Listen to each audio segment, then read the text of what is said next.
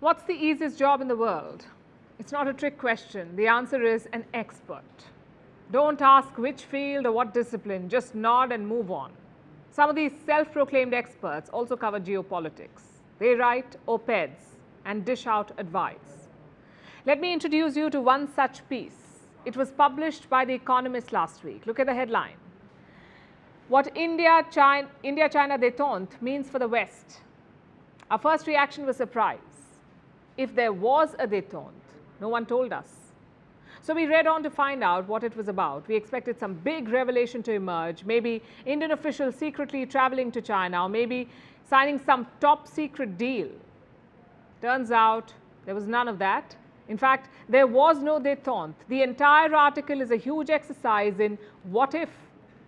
It basically says that America is making a bad bet on India. Why? Because India and China are resolving their issues.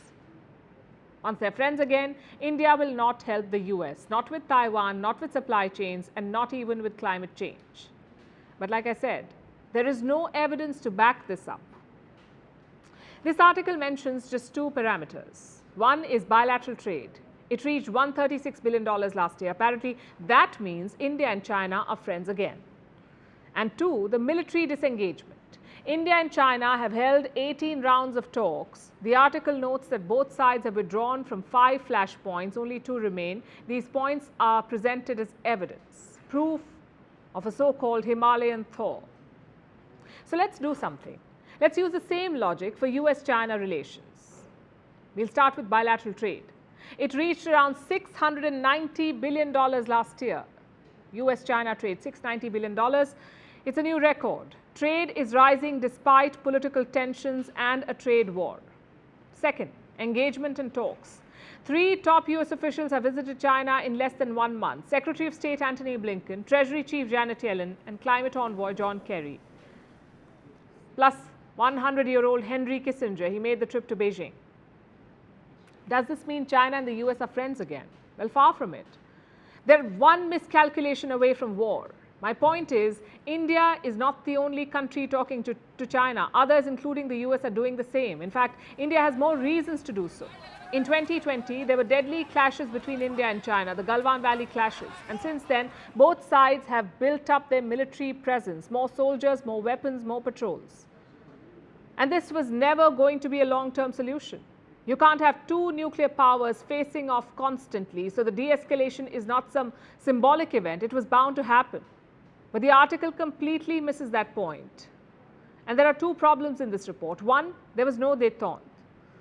India and China are on 2 different pages. China says, forget the border, let's increase trade and cooperation. But India says, settle the border first, only then can we move on to other things. And this position has been reiterated multiple times, including by the Prime Minister himself.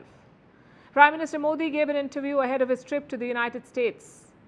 Listen to what he said. For normal bilateral ties with China, peace and tranquility in the border areas are essential. Did the Economist not see this, or did they choose to ignore it? I know we focused on the Economist in this story, but the magazine is not alone. Multiple Western media outlets and think tanks have done the same. Look at foreign policy. Is America making a bad bet on India, they said. It says, New Delhi will never side with Washington against Beijing. Which brings us to the second problem with such articles, the Western blinkers. Indian foreign policy serves Indian interests, not American, not Chinese, not Russian.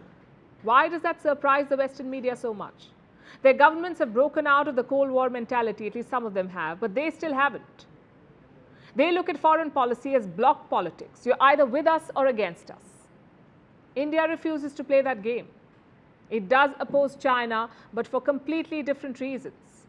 Western media and leaders need to understand that.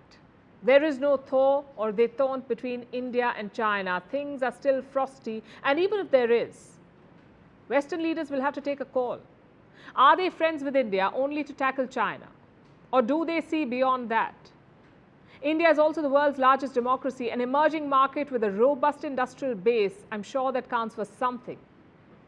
So Western media needs to stop sabotaging India's ties with the West.